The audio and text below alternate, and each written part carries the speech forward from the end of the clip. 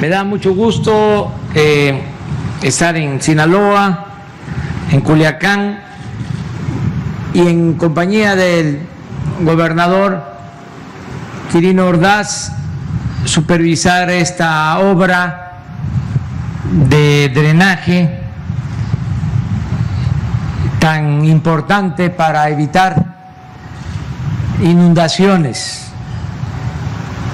Este canal tiene ese propósito, este dren, el de que se evite la inundación y que se perjudique a mucha gente, como sucede desde hace algún tiempo. Esta obra constata, demuestra que es mejor prevenir que lamentar en todo sentido, porque se protege a la población, que es lo principal, pero también ahorramos recursos. Cuando se desatienden estas obras, se producen las inundaciones y hay afectación a familias, a los enseres domésticos, se mete el agua a las casas, a los departamentos, y tiene que declararse emergencia y participa el FONDEM y hay que invertir año con año, cuando se puede evitar, y resulta mucho mejor prevenir. Por eso es muy importante esta obra para evitar inundaciones aquí en Culiacán. La recomendación también es que las autoridades locales ya no permitan la construcción de fraccionamientos de unidades habitacionales en zonas bajas, que son, la verdad, cuerpos para regular las aguas, si se llenan, si se rellenan esos sitios bajos, pues hay inundación, porque el agua tiene memoria y siempre va a buscar salida y se afecta a la población. Hay que cuidar los vasos reguladores de las ciudades, no fraccionar en donde no hay las condiciones. Tenemos que cuidar eso y seguir haciendo estas obras para evitar las inundaciones. Como decía aquí el maestro Quirino, pues son obras que no se ven, por eso no se quiere invertir. Se prefiere invertir en obras faraónicas, ornamentales, y no en drenaje, no en agua potable, no en lo que es fundamental.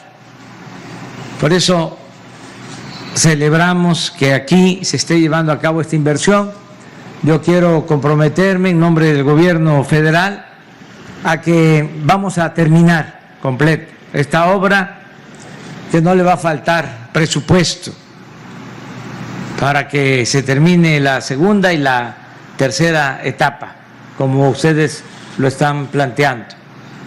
Nada más le vamos a pedir a la doctora Blanca Jiménez Cisneros que esté pendiente para que se contemple en el presupuesto del año próximo el recurso necesario para darle continuidad a esta obra.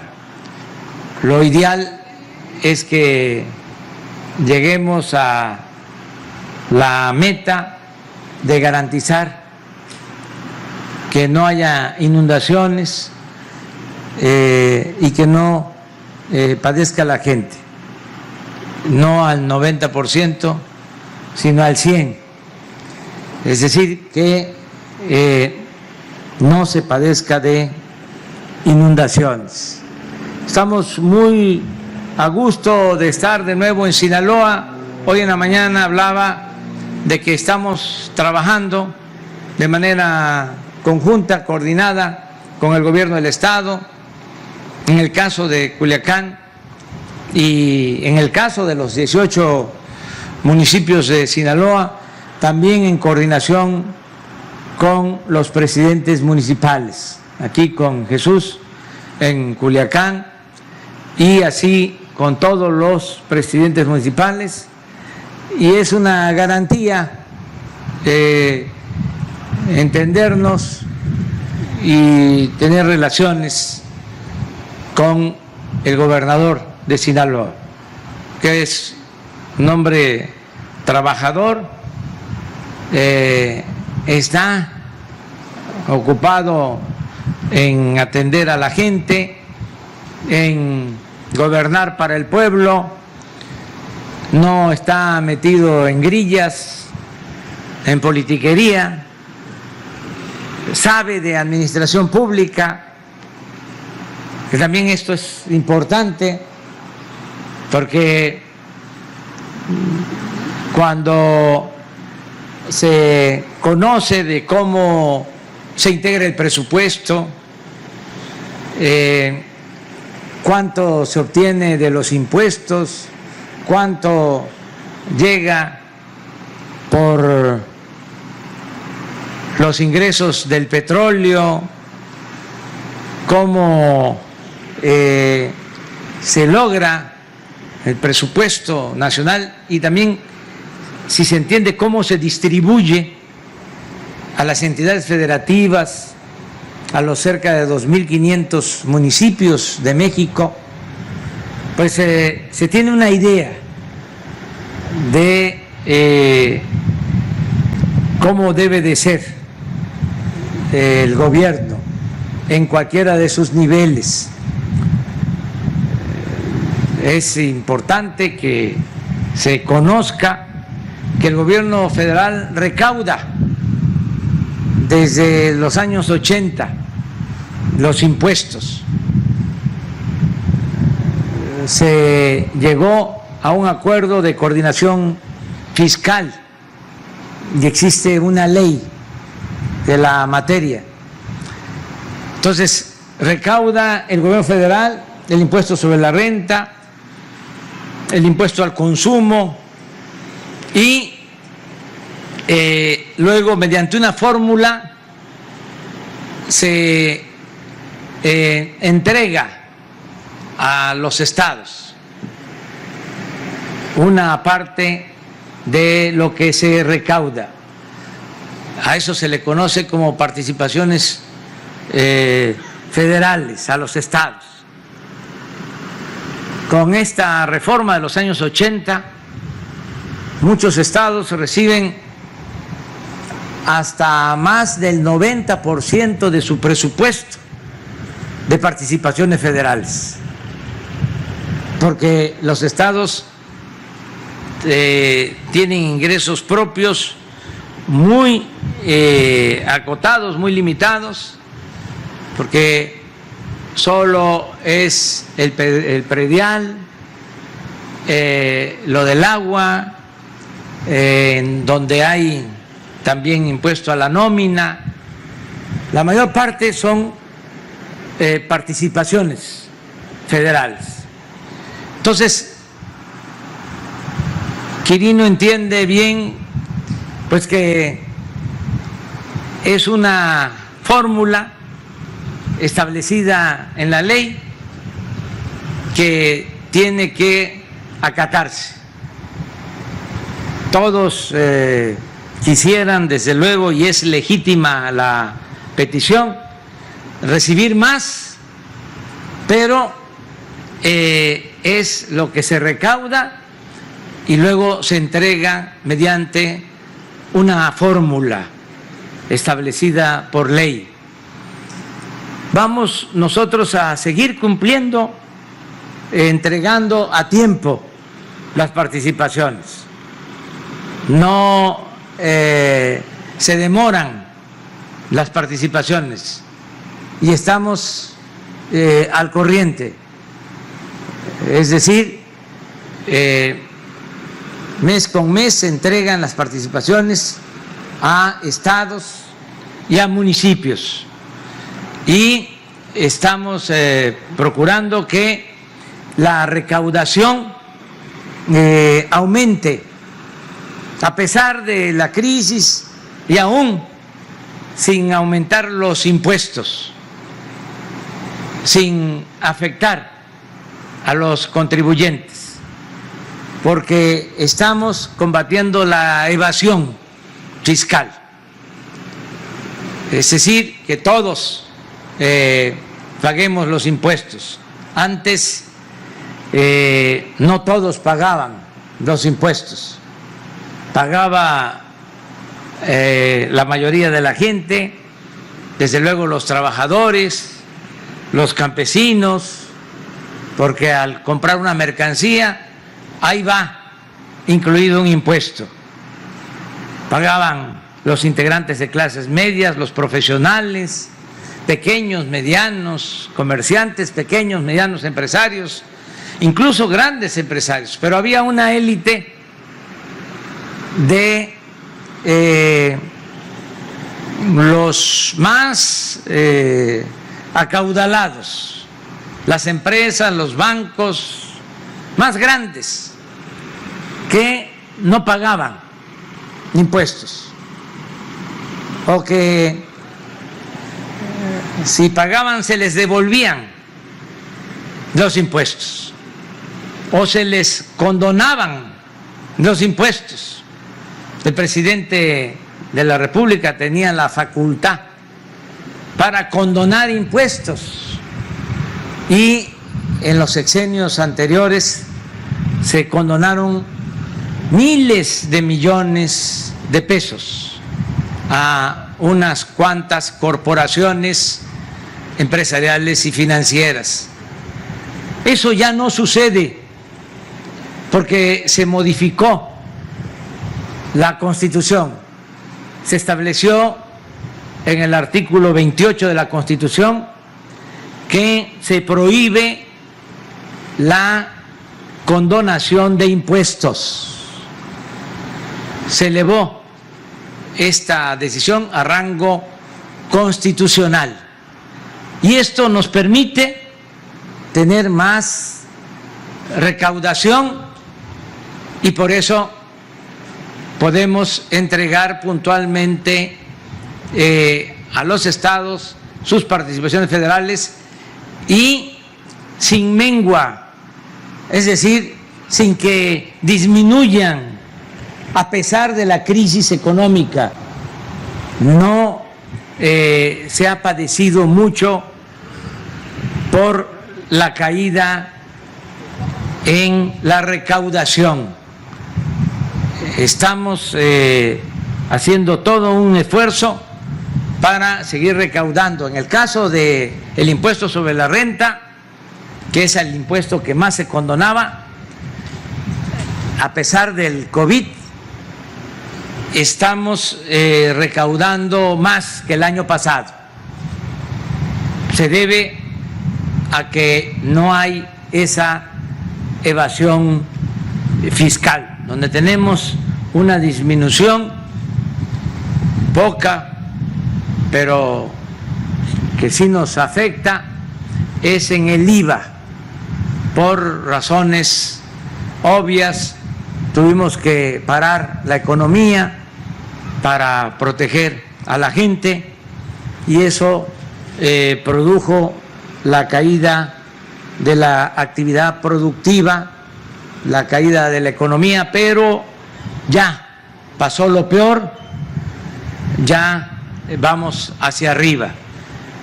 Es lo que vengo diciendo, es una V, caímos, tocamos fondo y ya vamos a salir de nuevo.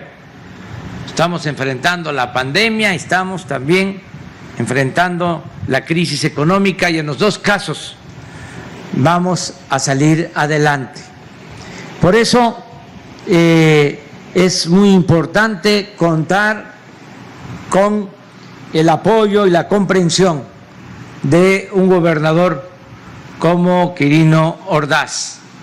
También él sabe de que se cuenta con un fondo para estabilizar los presupuestos estatales. En el presupuesto de este año se estableció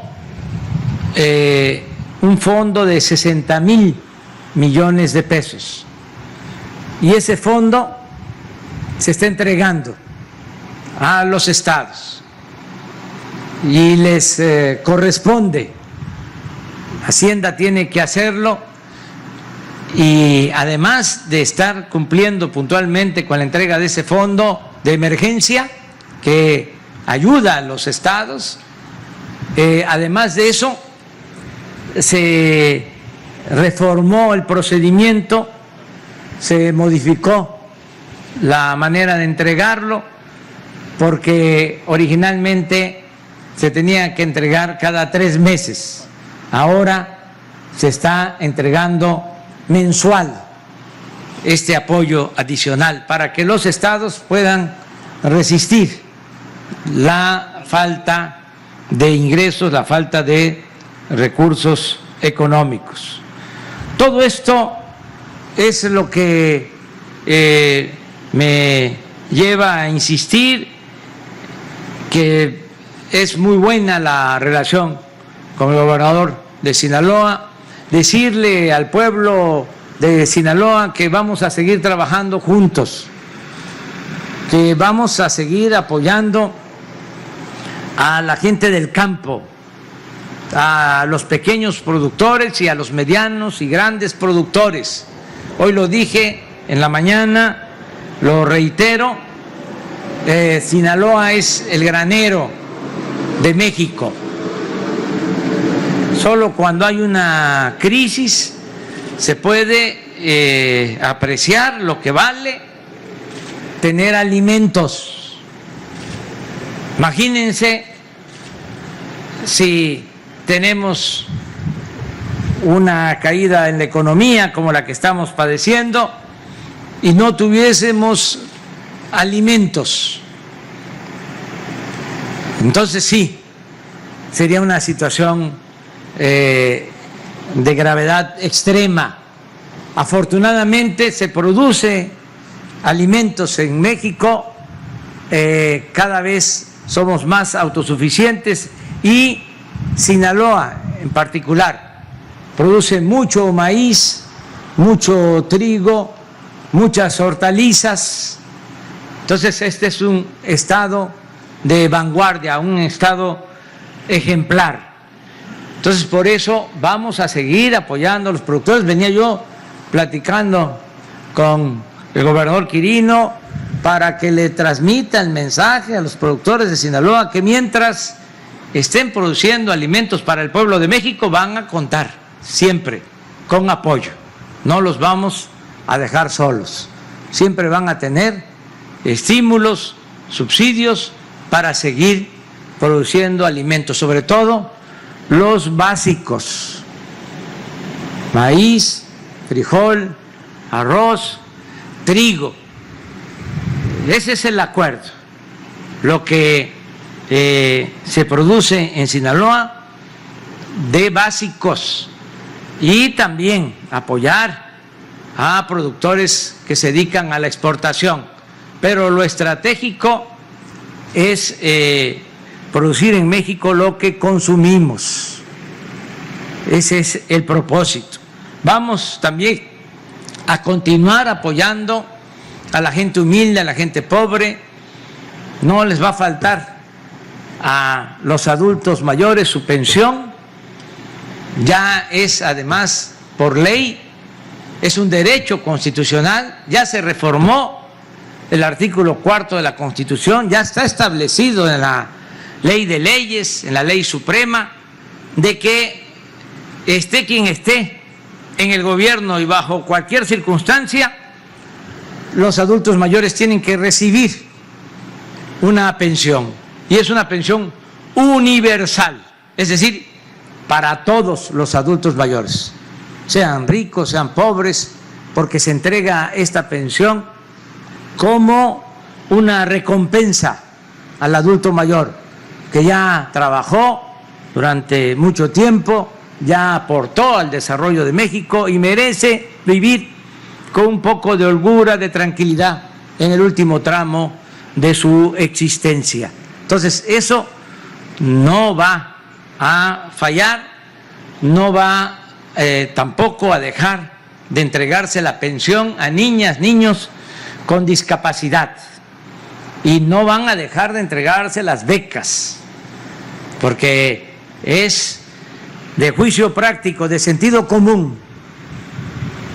Es 1.000.000 de veces mejor tener a los jóvenes trabajando o estudiando que tenerlos en la calle. Vamos a mantener esos programas de becas para que todos puedan estudiar, y la atención especial a los jóvenes. Nada de que solo se les llama de manera despectiva, en forma discriminatoria, ninis, como era antes, que ni estudian ni trabajan. Nada de eso. Nunca más se le va a dar la espalda a los jóvenes. Siempre van a tener atención y apoyo para que estudien y trabajen. Y vamos a continuar así, luchando para mejorar las condiciones de vida, hacer una sociedad mejor, más justa, más libre, más democrática, más justa, más fraterna, igualitaria. Ese es el propósito de este movimiento. Estamos por terminar ya este acto, esta supervisión. Solo quiero recordar que a las 12 del día, a la hora de aquí de Sinaloa, a las 12 hora de México, ya se decidió que a las 12 del día siempre vamos a guardar un minuto de silencio en todo el país. Este es un ejemplo que nos está dando la Secretaría de la Defensa, las Fuerzas Armadas. Ellos desde hace poco más de 2 meses decidieron que a las 12 del día hay un toque de silencio en todas sus instalaciones militares. Se guarda un minuto de silencio y terminando ese minuto se aplaude. El minuto de silencio es en recuerdo de los fallecidos, los que perdieron la vida por el COVID, y también el aplauso es para animar a los que están enfermos y que salgan adelante, y también para reconocer a los médicos, a las enfermeras, a los trabajadores de la salud que están salvando vidas. Este es un homenaje que vamos a estar rindiendo a partir de hoy a las 12 del día, donde estemos. Si yo voy en la carretera, porque así recorro el país, a las 12, donde yo esté, me voy a parar y me voy a bajar de la camioneta y ahí voy a hacer mi minuto de silencio. El que lo pueda hacer, que lo haga. Hay que fortalecernos en lo espiritual y darle mucho ánimo, mucho amor a los familiares de las víctimas y a los que tienen enfermos. Somos una comunidad fraterna, solidaria. Como está aquí el oficial de la corneta, y aunque todavía no son las 12, pero por esta ocasión vamos a hacerlo a esta hora, a sabiendas de que ya siempre va a ser a las 12 del día, 12 del día, hora de Sinaloa o del centro del país, a las 12 del día. Ahora comenzamos, le pido a todos que nos pongamos de pie.